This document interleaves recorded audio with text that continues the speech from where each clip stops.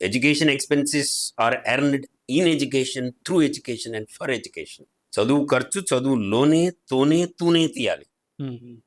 కత్తితోనే తీయాలంటారు కదా, ఖర్చును చదువుతోనే తీయాలి అనేది అనమాట. సో ఇది నాకు రియలైజేషన్ వచ్చింది. ఉస్మానియాలో ఎంకామ్ చేసే రోజుల్లో నేను 82-84లో చేశాను.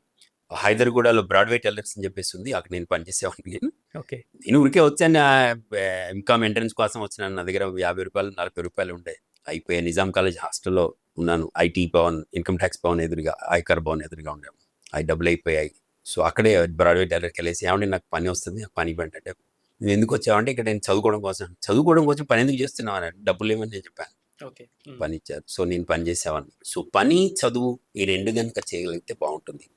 చదువును పనిగా మార్చడం అనేది అధ్యాపకులు, ప్రధానోపాధ్యాయులు, వైస్ ఛాన్సలర్స్, డీన్స్ చేయాల్సిన పని. చదువును పనిగా మార్చడం, పొలిటికల్ సైన్స్ కావచ్చు, మ్యాథమెటిక్స్ కావచ్చు, జువాలజీ కావచ్చు, జియాలజీ కావచ్చు, ఏదైనా చదువు అనేది పని. జర్నలిజం ఏదైనా సరే పని అనమాట. సో చదువును పనిగా మార్చేటువంటి ప్రణాళిక చేయడం అనేది నేను ముఖ్యంగా తీసుకున్నాను. నేను ఐఐఎం ముంబైలో ఒక ప్రాజెక్ట్ స్టార్ట్ చేశాను. గవర్నమెంట్ ఆఫ్ ఇండియా వాళ్ళు ఒక ప్రాజెక్ట్, ఒక 50 లక్షలతోటి ఆ ప్రాజెక్ట్ చేయడం జరిగింది. సెంటర్ ఫర్ స్టూడెంట్ స్టార్టప్స్ అని స్టార్ట్ చేశాను.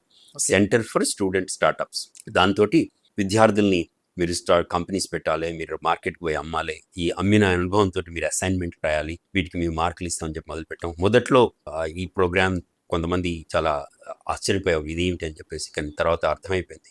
ఈరోజు కొన్ని వందల కంపెనీస్ వచ్చేసాయి. మంచి మంచి యూనికార్న్స్, 1000 కోట్ల విలువైన కంపెనీస్ కూడా కొన్ని వచ్చేసాయి. దగ్గర ఒక 20-25 వేల మంది స్టూడెంట్స్ మేము ఇలా ట్రైన్ చేయడం జరిగింది. తర్వాత నేను రకరకాల యూనివర్సిటీస్కి వెళ్తాను, బయటకు వెళ్ళేసి ఈ విషయం మాట్లాడతాను. నేను హైదరాబాద్లో మహేంద్ర యూనివర్సిటీ, తర్వాత గట్కేసర్లో శ్రీనిధి యూనివర్సిటీ, అనురాగ్ యూనివర్సిటీ, ఇలా డిఫరెంట్ యూనివర్సిటీకి వెళ్ళేసి ఈ మండీ ప్రోగ్రామ్ జరుగుతాను.